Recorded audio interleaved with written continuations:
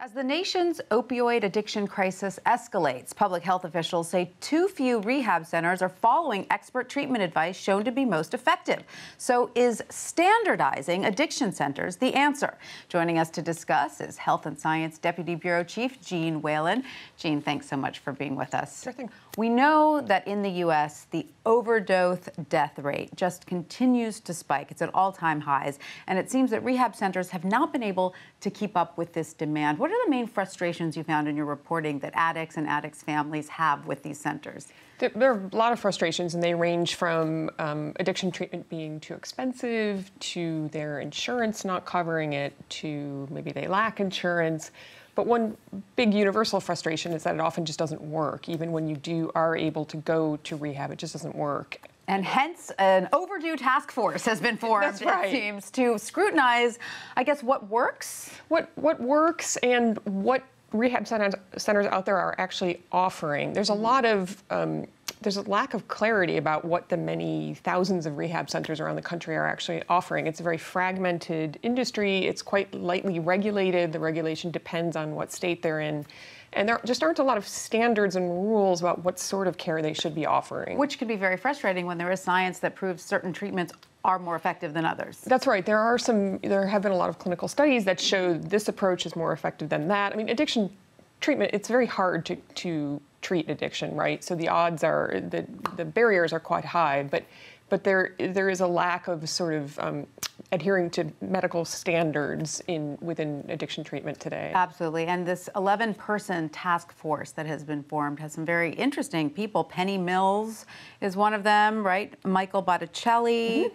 Mm-hmm. Who are some of the other big names on the task force? Well, it's being organized by Gary Mendel, who's the head of Shatterproof, which is a nonprofit group. They've gotten the head of Alaska's medical department, Jay Butler, involved. Lots of other officials are involved. And some executives from health insurance companies as well, correct? That's right. Some executives from Cigna and United Health are involved. That's great. They pay for a lot of treatment, so they feel they have a stake in making sure that the treatment is well delivered. We had Gary Mendel on the show not too long ago. He spoke about Shatterproof and the need for this kind of treatment. He, of course, tragically lost his own son to an opioid addiction. That's right. Knows of which he speaks. Now, tell us one of the main sort of changes or medications this task force would like to see more widely implemented in rehab centers. So one of the changes is medication. There have been quite a few clinical studies now that show that certain medications, including buprenorphine, are more effective at treating opioid addiction than not taking medication. So this task force would like to see far more rehab clinics offering this medication to patients. What does it do exactly? So it is a type of opioid. Buprenorphine is itself a type of opioid that blocks cravings for illicit opioids.